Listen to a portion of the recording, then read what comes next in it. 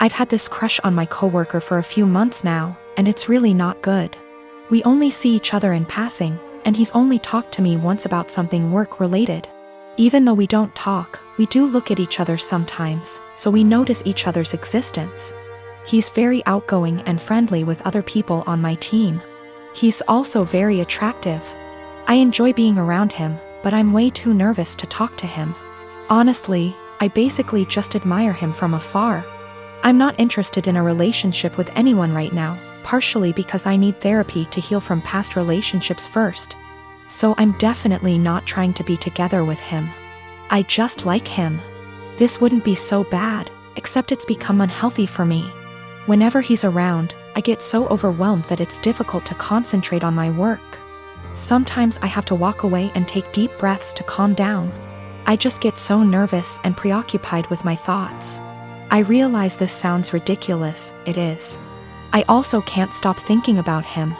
It seems like I spend the entire day looking forward to seeing him, then once he's gone I feel empty and sad.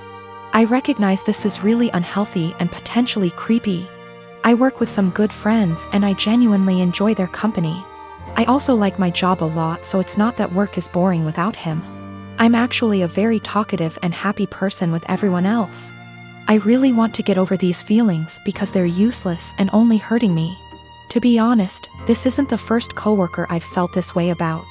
At my last job, I also had a crush on my manager and it was on the same unhealthy level.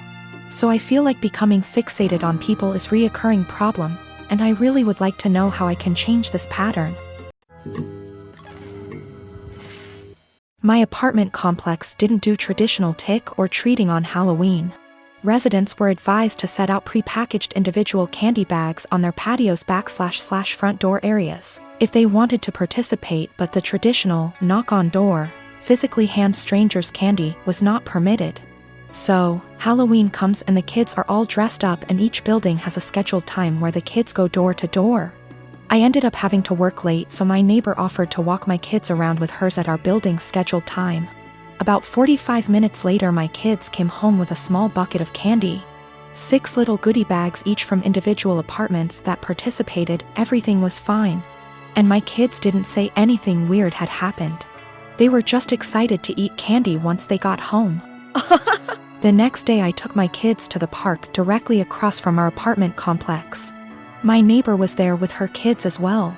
The kids were playing and she took out one of those individual goodie bags with candy in it from her purse and started to loudly rummage in it. She ate several pieces of candy and my daughter eventually noticed. Ran up and asked if she could have a piece, and my neighbor responded, "Nope, this is my tax candy.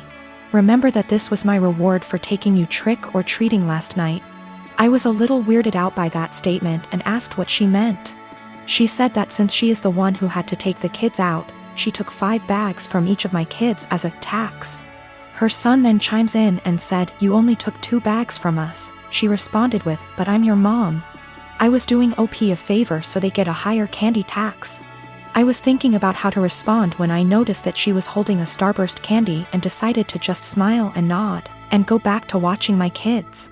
I let her continue to finish off the bag of candy and then said, "Hey, aren't you vegan? You know a lot of those candies are made with animal products, right?"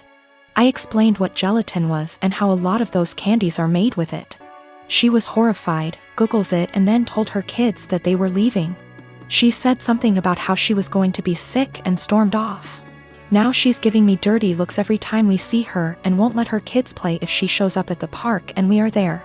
My husband thinks I'm an asshole cause I should have either not said anything about the gelatin or said something right away when I noticed. I don't think it's my job to tell a vegan what is and isn't vegan though, and she deserved it for stealing candy from little kids. When we got home from the park after the gelatin incident, I sat my kids down and asked why they didn't tell me that the neighbor took half of their candy. My oldest kid is 6 and my youngest kid is 4. 6-year-old explained that as they went door to door during their designated trick-or-treating time, she would have my 4-year-old grab 2 bags instead of 1 from each apartment for the majority of them.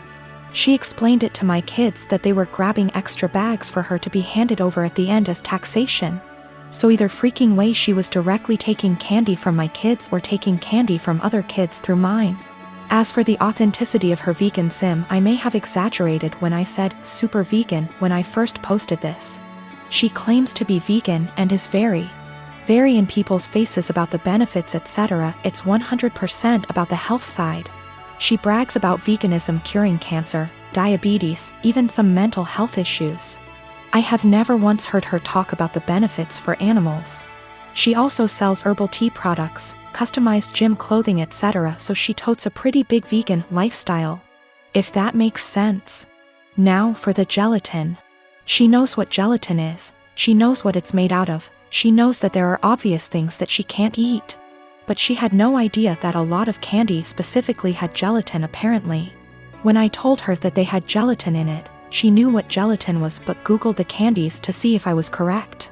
I think she is either really dumb or she eats non-vegan stuff all the time when no one's watching, and had to pretend to be horrified about it at this point. 'Cause a lot of you guys have pointed out that you literally can't be vegan and not know these things. I'm not vegan, I'm not even freaking vegetarian, and I know these things. My sister and her husband were sent to prison at the start of this year, and sadly won't be released for a few years. That left me to look after their 15-year-old daughter Amy. I was perfectly happy to do this, but as most of their wealth was seized for being ill-gotten, it's meant that I've been having to care for her out of my own pocket. Once again, this doesn't bother me, but it's meant massive life changes for the kid. Firstly, they sent her to a private school. I can't afford anywhere near those fees, so I had to transfer her to a local school. She was upset at this at first, but she quickly made friends and is excelling academically, so this isn't a huge problem. She's been off school for the last few months anyway due to the situation. A bigger problem is clothing. Like my sister Amy loves fashion and designer stuff.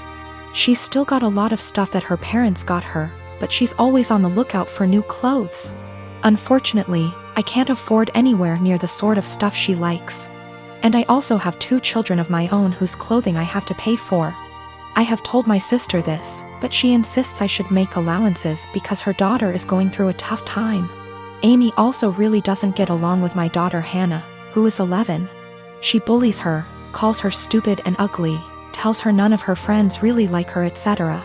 She has made her cry on many occasions and often continues to taunt Hannah while she cries.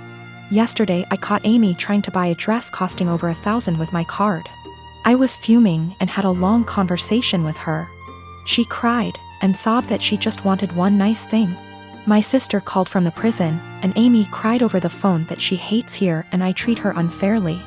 I spoke to my sister afterwards and she begged me to go easy on her daughter because she's still adjusting. I put food on this kid's plate. I buy her whatever clothes I can afford, even if they aren't to her taste. I take her to visit her parents as much as possible. They're held in different facilities. And I do all of that on top of working and looking after my own children. I told my sister that I was willing to look after her daughter for as long as she needs. But if anything like the card incident happens again, or if she continues to pick on my daughter, there will be serious consequences for her. My sister wanted to argue, but they get limited time on the prison phone. I think what I'm doing is right. I get that the kid is going through a tough time, and I'm doing everything I can to be there for her.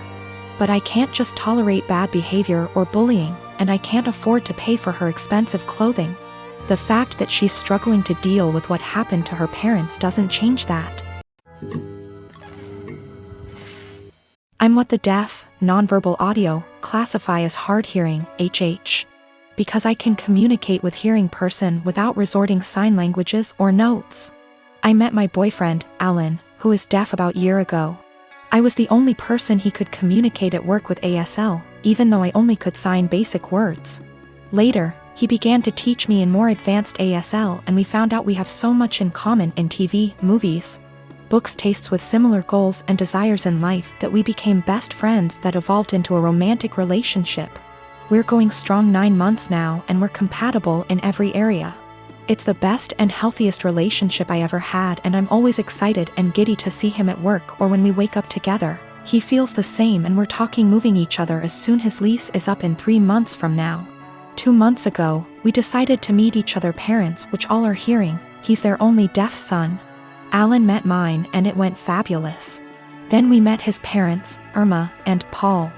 I thought we got along because they were smiling, gushing and laughing, but I'm beginning to believe they were putting their best masks for the sake of their son. One time on a family's birthday parties, Irma said in front of the ladies with me next to her, "It's so impressive you can talk with that speech impediment. I barely can understand you myself." She said as jokingly manner, but no one laughed. Everyone glanced at each other awkwardly and I just stared at her. Then excused myself. At first I wasn't sure if she meant as generational ignorant way like, "Who's the woman in the relationship?" To the gays. I didn't mention to my boyfriend because I was hoping it was only time remark. It wasn't. They made more comments, mostly Irma, about me struggling pronunciation or grammars, using sign language incorrectly and not teaching me the right one like Alan would do, or not having deaf //HH friends or not going more to deaf community and so on. It happened so gradual and subtle that I didn't realize they were being insulting to my face that to this day I still wonder. Most of the time they would make those comments without Alan nearby. I mentioned to Alan few times and he told me that maybe they were worried I might not understand the deaf culture. He talked to them that saying those things weren't helpful and he would appreciate if they would shut it up. They didn't. Few weeks ago at barbecue party, Irma and Paul sort of insinuated about my parent for not giving best tool for me, saying it was a shame that my parent didn't put me in deaf school or letting me to get cochlea implant or letting me to study abroad in non-deaf university program. They made it sound as if my parent crippled me as person because my social and emotional network didn't consist the right people. This time I got angry and I said what they said was rude, that my parents made lot sacrifice for me and no one has the right to belittle for their choices about raising me. Alan caught at the end of the conversation, lip reading, and asked me what's going on. Not so surprisingly, Alan's parent threw me under the bus, remarking I was so sensitive after making such innocuous comment. Alan saw I was uncomfortable and asked me if I want to leave. I said yes, and we left. When we got home he asked me what they said to me. I didn't want to say what his parent told me because it was so ugly to talk about it, but I told him anyway, and he got upset for me. He FaceTimed them and said they shouldn't said that. He told them they crossed the line. They pretended they didn't know what I was talking about, that perhaps I misunderstood, considering I'm hard-hearing, which upset Alan even more. They ended arguing for a few minutes before Alan hung up. Since then, Alan has become desolate and needy. He apologized to me hundreds of times for not believing me what I said before. I told them that he has nothing to apologize because I wasn't sure if they were being snide toward me until now, and I'm not going to blame Alan for what his parents said to me. He told me he's thinking reducing contact with them, but I told Alan it wasn't necessary. He can do whatever he wants with his parent, but that I rather would not go to any of his family gathering or go his parents. He assured he would never force me or put me in that situation ever again. We're closer together than we were, but he's still sad and he no longer goes to his family gatherings or his parents. I find him staring at nothing in particular for long minutes and his eyes, which used to sparkle, are now dim. I want to cheer him up, but I'm not so sure how to in first place. I just don't know what to do and I don't understand why his parents are so rude toward me because I'm not completely deaf considering they aren't one.